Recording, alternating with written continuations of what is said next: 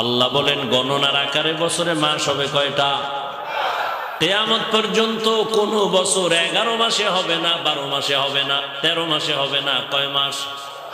সময় কম বেশি হবে, দিন কম বেশি হবে। যেমন সূর্যের হিসাবে ক্যালেন্ডারের দিন অনেক কম, চন্দ্রের হিসাবে আবার দিন অনেক বেশি। প্রতি বছর 10 দিন করে হাতে থেকে যায়। চাঁদের হিসাব আর সূর্যের হিসাব অনেক আলাদা, কিন্তু মাস হবে বছরে 12টা। সিদ্ধান্ত কার? আর এই 12 মাসের মধ্যে 4 মাস হলো বড় দামি, বড় সম্মানিত। অন্য মাসও দামি, তবে এই মাসের মহত্ব আরো বেশি। হজের মাস, তার আগের মাস, তার পরের মাস, আর এই শাবানের আগে রজব মাস, জিকাদা, জুলহিজ্জা, মুহররম আর রজব। আল্লাহ কয় সিদ্ধান্ত আমি কোন দিন করছি জানোনি? ইয়াউমা খালাকাস সামাওয়াতি ওয়াল আরদ, আসমান আর জমিন আমি যেদিন বানাইছি ওই দিন আমি সিদ্ধান্ত নিয়েছি বছরে মাস হবে 12টা, 4 মাস হবে বড় দামি। এরপরে আমি আল্লাহ লাউহে মাহফুজের মধ্যে কলম দিয়ে লিখে ফেলেছি। তাহলে নবীজি দুনিয়াতে আসার আগে আলহামদুলিল্লাহ, আলহামদুলিল্লাহিল্লাযী জাআলাশ শামসা ওয়াল কমারা বিহিসবান ওয়ান নাজমা ওয়াশ শাজারা ইয়াসজুদান ওয়া ফাদ্দালা জামানান আলা জামান কামা ফাদ্দালা মাকানান আলা মাকান ওয়া ইনসানান আলা ইনসান।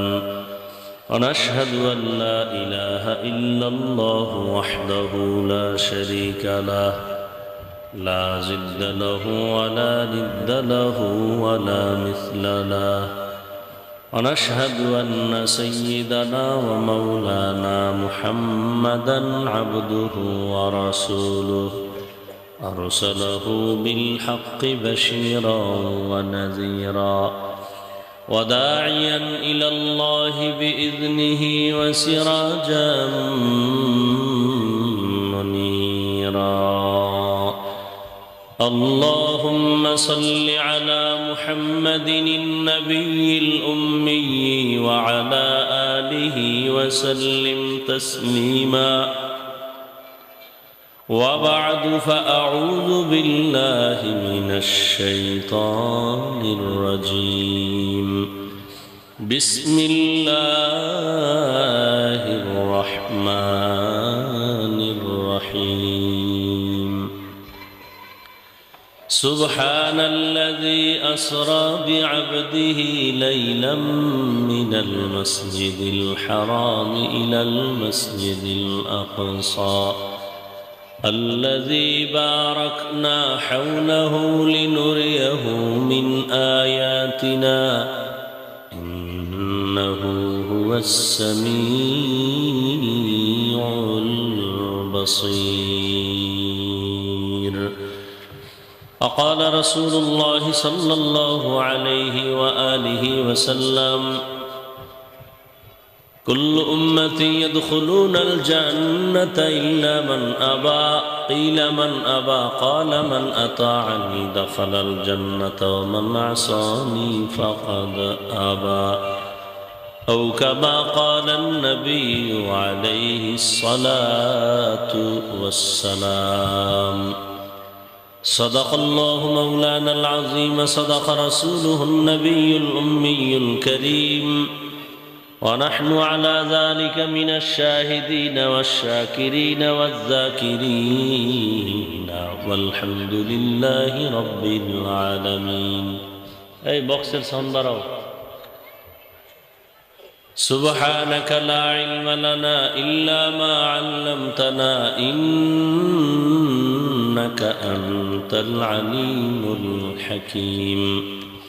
رب اشرح لي صدري ويسر لي أمري واحلل عقدة من لساني يفقه قولي.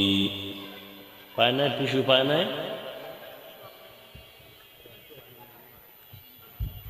निकलेगा ज़मानाए आखिर अहले बिदाअत,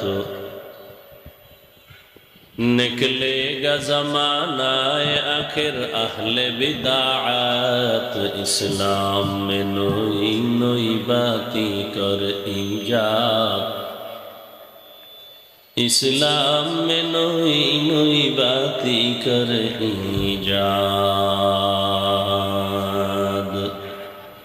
ऐ बंदे खुदा चाहोगा उनकी मुलाकात, ऐ बंदे खुदा चाहोगा उनकी मुलाकात, जल्दी से आ बैठे सुनो हजरत की नसीहत, जल्दी से आ बैठे सुनो हजरत की नसीहत। मेराज के हमारा नबी सबअ समावात, मेराज के हमारा नबी सबअ समावात, नहीं भुला वहाँ नबी हम गुनहगार उम्मत, नहीं भुला वहाँ नबी हम गुनहगार उम्मत। ইমাম ঐক্য পরিষদ কাশীপুর কর্তৃক আয়োজিত 2 দিন ব্যাপী ইসলামী মহাসম্মেলনের আজ সমাপনী দিন 24 জানুয়ারি 2025। সভাপতি রাহবর উম্মত পীরে কামেল আলহাজ হযরত মাওলানা আব্দুল আউয়াল সাহেব দামাত বারাকাতুহুম, মুহতামিম হাজীপাড়া মাদ্রাসা, অন্যান্য হযরত উলামায়ে কেরাম, বিভিন্ন জায়গা থেকে আগত আল্লাহ পাকের আশিকিন, জাকিরিন, শাকিরিন, মুহিব্বিন, মুরব্বিয়ান এজাম, কলিজার টুকরা আমার সমবয়সী যুবক বন্ধুগণ, সোফা পায় না,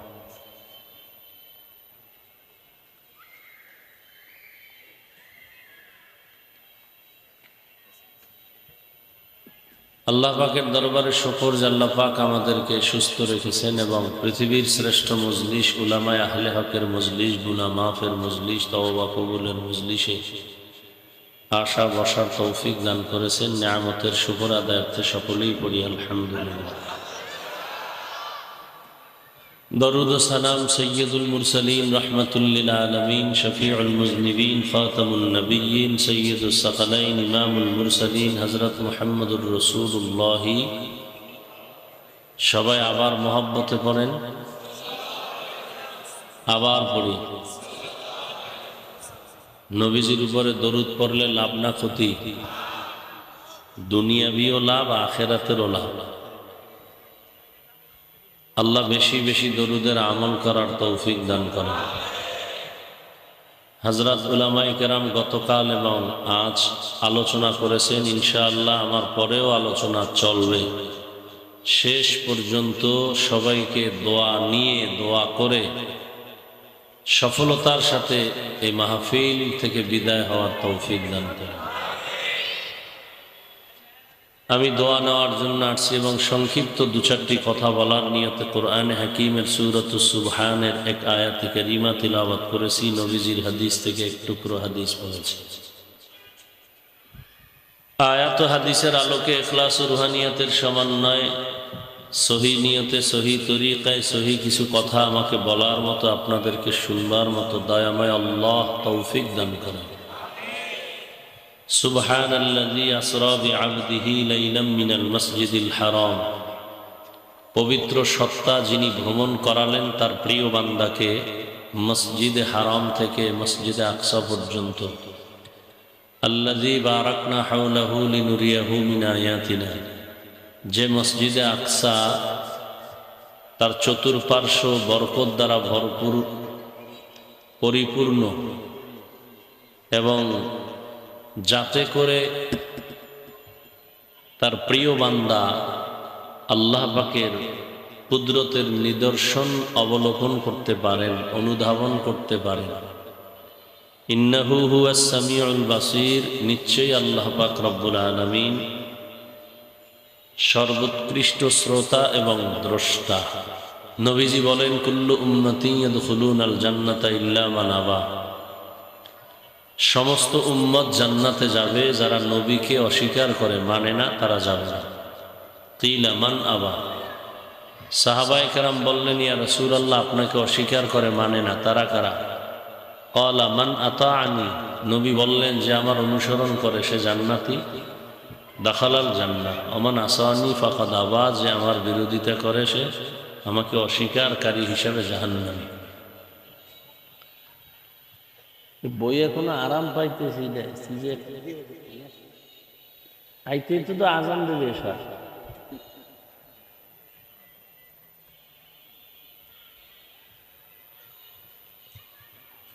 হাদিসের বিষয়টা একটু 2 মিনিট খেয়াল করেন, এরপরে সুযোগ থাকলে আমি আয়াতের উপরে কিছু কথা বলব।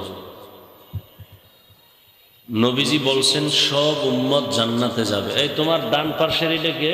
এই মাইকলা, ডানের এই মাউথ কিসের?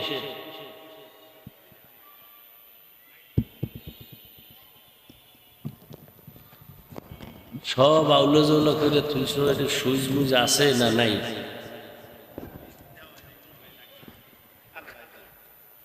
বুঝি না কিছু। আর এটার মধ্যে কত তাবিজ যে লাগাইছে,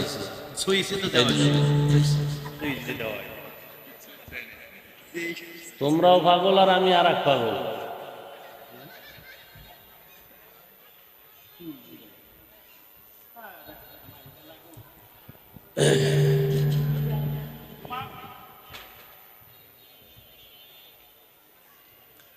আল্লাহ মাহফিল কবুল করেন। এই আমি না খসাইলে হইতো। আর কতটি তাবিজ এমন বান্দা বানছে,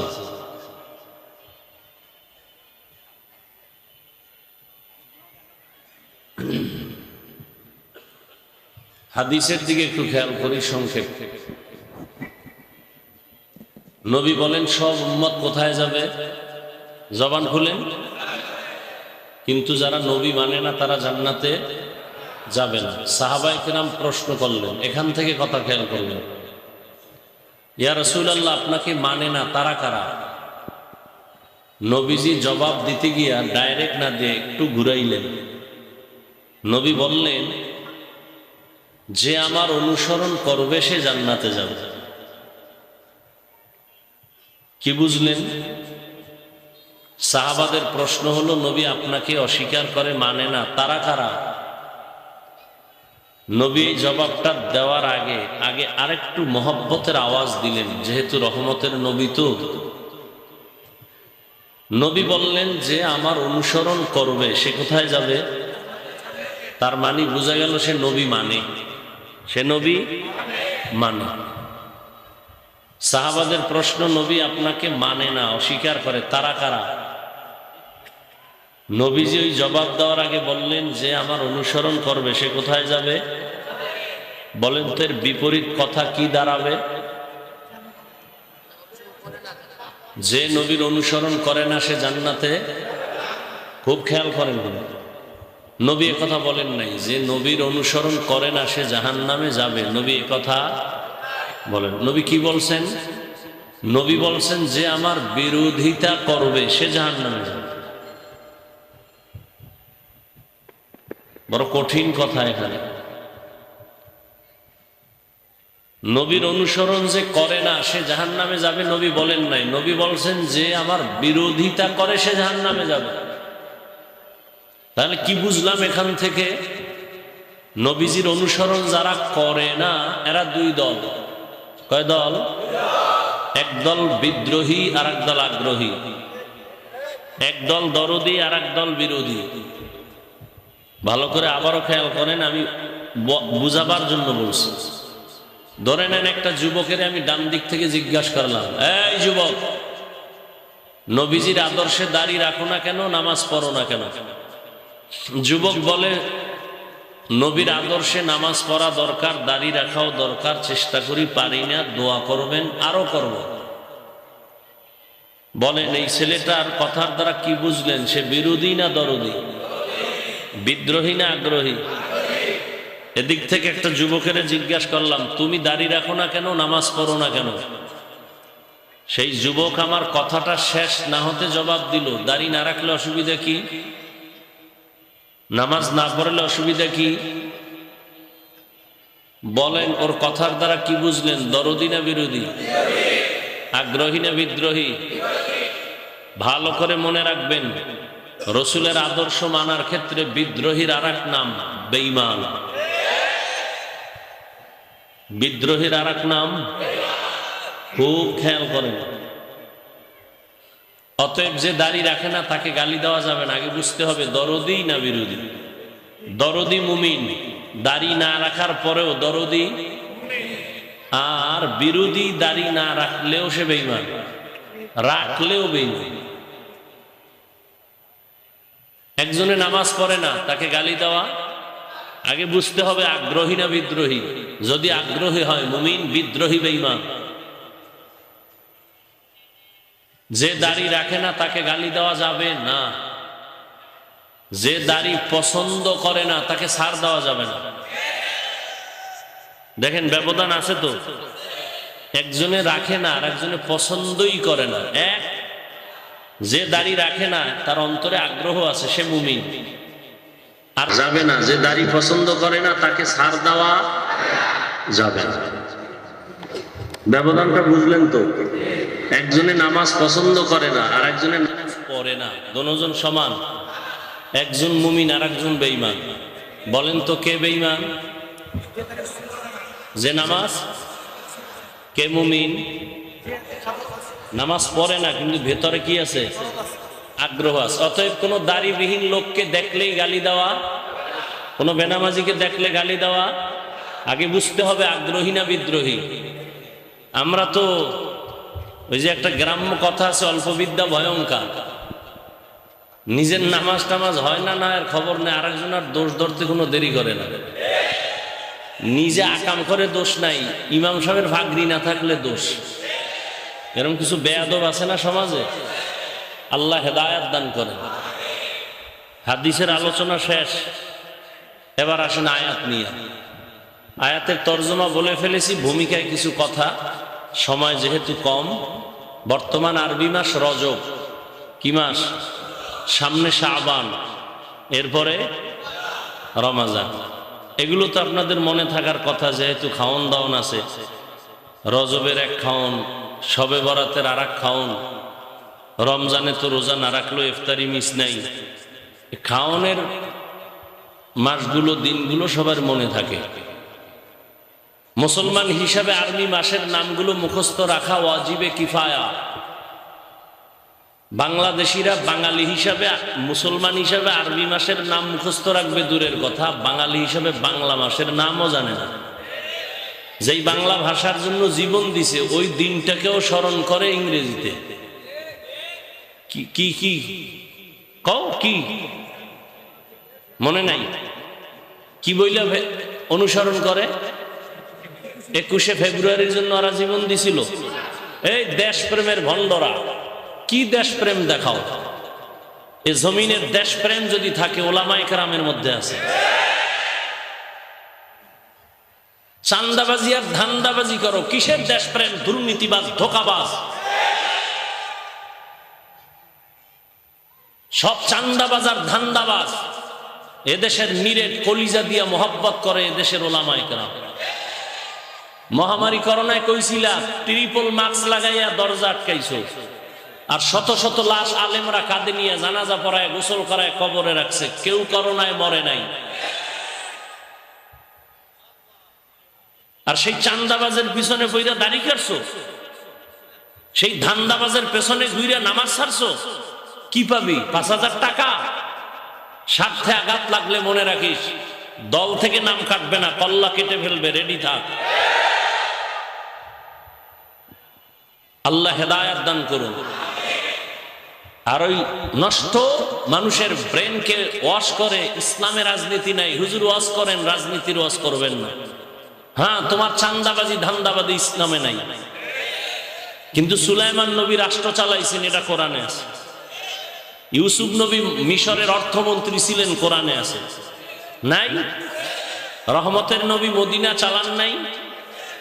আবু বকর, ওমর, ওসমান, আলী সহ রাষ্ট্র পরিচালনা করেন নাই?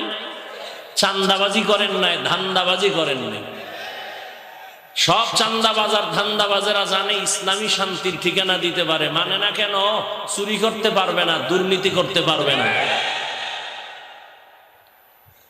শিয়ালের হাতে মুরগি দিয়া এরপরে যদি বলেন আমানত 3 দিন, শিয়াল বলবে দোয়া ওসাই মা বসাই, একদিনও না, 1 সেকেন্ডও না, জিন্দা কেন মরাও দেওয়া হবে না, এটা ফেটে যাইবে বিসমিল্লাহ ছাড়া।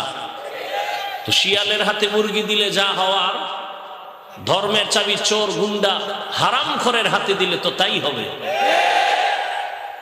বেনামাজি হারামখোরের হাতে ধর্মের চাবি দিছে জিবরাইল। কে দিছে? আনার কথা কেন? কারা দিছে? আমরা কইতে লজ্জা লাগে, ভোটের আগে পায়খানা খাইছো টাকার নামে ভোর রাত্রে, লজ্জা লাগে নাই? হারামখোর, বাথরুমে গিয়ে 10 গ্রাম পায়খানা খাইতি, হালাল সাবান দিয়ে কুলি করতি, গন্ধ শেষ। আর ওই যে প্রার্থীর থেকে টাকা খাইছো, জাহান্নামের আগুন ছাড়া তোরে গন্ধ যাবে না। সমাজের মানুষ যদি হারামখোর হয়, নেতা হারামখোর হবে, লিখে রাখো। সমাজের মানুষ যদি সুদখোর হয়, নেতাও সুদখোর হবে। সমাজের মানুষ যদি জেনাকার হয়, নেতাও জেনাকার হবে। সমাজের মানুষ যদি নামাজি হয়, নেতাও নামাজি হবে। চেয়ারম্যান আগে খাইছে হারাম না জনগণ খাইছে আগে? জনগণ খাইয়া চেয়ারম্যানের শিখাইছে তুই গিয়ে খাবি। চেয়ারম্যানের গালি দাও কেন? আল্লাহ হেদায়েত দান করুন। রজব মাস বড় দামি মাস। মেরাজের ঘটনা আমরা বক্তারা, আলেমরা, মসজিদের ইমামরা এই মেরাজের কাহিনী শুনাই। রজব আসলেই মসজিদে মসজিদে এই ঘটনা চলে, মেরাজ মেরাজ মেরাজ। অনেকে মনে করে এই মেরাজের কারণে রজবের সম্মান। কত বড় কোরআন বিরোধী একটা ধারণা। রজবের সম্মান সৃষ্টির শুরু থেকে। সূরা তাওবায় আল্লাহ বলেন, ইন্না ইদ্দাতাশ শুহুরি ইনদাল্লাহি 12 শাহরান ফি কিতাবিল্লাহ ইয়াওমা খালাকাস সামাওয়াতি ওয়াল আরদ মিনহা আরবাআতুন হুরুম যালিকাদ দীনুল কাইয়্যিম। আল্লাহ বলেন গণনার আকারে বছরে মাস হবে 12টা। আল্লাহ বলেন গণনার আকারে বছরে মাস হবে কয়টা? কিয়ামত পর্যন্ত কোন বছর 11 মাসে হবে না, 12 মাসে হবে না, 13 মাসে হবে না। কয় মাস? সময় কম বেশি হবে, দিন কম বেশি হবে। যেমন সূর্যের হিসাবে ক্যালেন্ডারের দিন অনেক কম, চন্দ্রের হিসাবে আবার দিন অনেক বেশি। প্রতি বছর 10 দিন করে হাতে থেকে যায়। চাঁদের হিসাব আর সূর্যের হিসাব অনেক আলাদা, কিন্তু মাস হবে বছরে 12টা। সিদ্ধান্ত কার? আর এই 12 মাসের মধ্যে 4 মাস হলো বড় দামি, বড় সম্মানিত। অন্য মাসও দামি, তবে এই মাসের মহত্ব আরো বেশি। হজের মাস, তার আগের মাস, তার পরের মাস, আর এই শাবানের আগে রজব মাস। জিকাদা, জুলহিজ্জা, মুহররম আর রজব। আল্লাহ কয় সিদ্ধান্ত আমি কোন দিন করছি জানোনি? ইয়াউমা খালাকাস সামাওয়াতি ওয়াল আরদ, আসমান আর জমিন আমি যেদিন বানাইছি ওই দিন আমি সিদ্ধান্ত নিয়েছি বছরে মাস হবে 12টা, 4 মাস হবে বড় দামি। এরপরে আমি আল্লাহ লাউহে মাহফুজের মধ্যে কলম দিয়ে লিখে ফেলেছি। তাহলে নবীজি দুনিয়াতে আসার আগে ইহুদিরা, খ্রিস্টানেরা এই 4 মাসের সম্মান করত। যুদ্ধ নিষেধ, বিগ্রহ নিষেধ, ঝগড়া নিষেধ। রহমতের নবী আসার পর যদিও এই যুদ্ধ নিষেধের আদেশটা রহিত হলো, কিন্তু মর্যাদা কমে নাই, মোটেও কমানো হয় নাই, বরকত কমানো হয় নাই। এ কারণেই তো রহমতের নবী রজবের চাঁদ দেখার পরে আমল বাড়ায় দিতেন, আর হাঁটতে চলতে উঠতে বসতে দোয়া পড়তেন, আল্লাহুম্মা বারিক লানা ফি রাজাবা ওয়া শাবান ওয়া বাল্লিগনা রমাজান। আয় আল্লাহ, রজব ও শাবানে আমাদেরকে বরকত দান করেন। রমাজান পর্যন্ত হায়াতটা বাড়ায় পৌঁছায় দেন, মরলেও যেন রোজায় মরি। রোজার বড় বরকতের মাস, যেই মাসে জাহান্নামের দরজা বন্ধ, জান্নাতের দরজা খোলা। যেই মাস দামি হওয়ার কারণে আখিরাতের লাইনের মানুষেরাও দামি হয়ে যায়, দুনিয়ার লাইনের মানুষেরাও দামি হয়। রমাজান এত বরকতের মাস। এই দোয়াটা পারেন না? পড়েন না তো? এই যে আজকে 23 তারিখ রজবের, চাদর সে 23 দিন আগে পড়ছেন একবার? জিগাই লেখা পারি তো। ইবলিসও তো পারছে, কি হয়েছে? ইবলিস তো বহু পারছে। জমিনের এমন একটা ইঞ্চি জায়গা ফাঁকা নাই যেখানে ইবলিসের সেজদা পড়ে নাই। আসমানের কোন একটা অংশ ফাঁকা নাই যেখানে ইবলিসের ইবাদত হয় নাই। কিন্তু জায়গা মতো একটা বেয়াদবি করিয়া জীবনের সব আমল বরবাদ। সারাদিন দরুদ পড়ো, নামাজ পড়ো, পর্দা করো, হালাল খাও, কিন্তু সেজদা দিয়া বটগাছেরে দাও। সেজদা যদি মাজারে কবরে দাও, তোমার জিন্দেগির সব আমল বরবাদ, সব আমল বরবাদ। রজবের বরকত দেখতে দেখতে 23 দিন চলে গেল, রজবের খবর নাই। জিগাইলি কয় ভারী পড়ো না কেন? কয় নেই। অথচ রহমতের নবী মাস থেকে আমল শুরু করে দিছেন, আমল বাড়ায় দিছেন। আর আপনাকে চিন্তা নাই যে না আমরা তো বরাতের রাত্রে মসজিদ সারা রাতের জন্য ফিরি, ওদিন সারা রাত বয়ে বয়ে কাটাবো, নামাজ না পড়লো বয়ান টয়ান শুই না, মোটামুটি ওই রাত্র আর ঘুমাবো না। ভ্যান রিক্সা এটি রিজার্ভ করে ফেলেছি, সারা রাত ওয়ার্কিং করবো এলাকায়, আর ডেকসেট বাজাবো, আর যত আকাম কুকাম আছে এটি করবো। আল্লাহ হেদায়েত দান করে। তাহলে রজব কি মেরাজের কারণে দামি? কথা বলেন না কেন? আমি কি আপনার সোনাবন্ধের গান গাইছি? আল্লাহর কোরআন স্পষ্ট, রজব যে দামি এটা আমার রসুল আসার পর। এতক্ষণ কি শুনলেন? আমার রসুল আসার পরে দাম না সৃষ্টির শুরু থেকে? অতএব মেরাজের ঘটনার কারণে রজব দামি না। আর মেরাজের ঘটনার রজবেই হয়েছে বলার অধিকার কোনো আলেমের নাই। কারণ ঐতিহাসিকগণ বলেছেন রসুলের মেরাজ হয়েছে ঠিক, তবে রমাজানে। কোন মাসে? রমাজানে হয়েছে। এবার আপনি রজব নিয়ে কি করবেন? রজবেরও মতামত আছে, কিন্তু গ্যারান্টি দেওয়া যাবে না রজবেই হয়েছে। রসুলের মেরাজ কেন, কি, কিভাবে? যে আয়াত আমি আল্লাহর কোরআন থেকে পড়েছি, আল্লাহ আয়াত দিয়া রসুলের মেরাজের ঘটনাকে বিস্তারিত আলোচনা করেছেন হাদিসের মধ্যে। মেরাজ, অরুজ থেকে মেরাজ, অরুজ মানে উপরে উঠা, উঁচু দিকে রওনা দেওয়া, অতিক্রম করা। এটা একটা হইলো সিঁড়ি বাইয়ে উপরে যায়, এটাও একটা উপরে যাওয়া। আর মর্যাদায় উপরে যাওয়া, এটাও এক উপরে। আমার রসুল দোনোটা। মেরাজ দুই প্রকার, জাহিরি আর বাতিনি। জাহিরি মেরাজ রসুলের হয়েছে, বাতিনিও হয়েছে।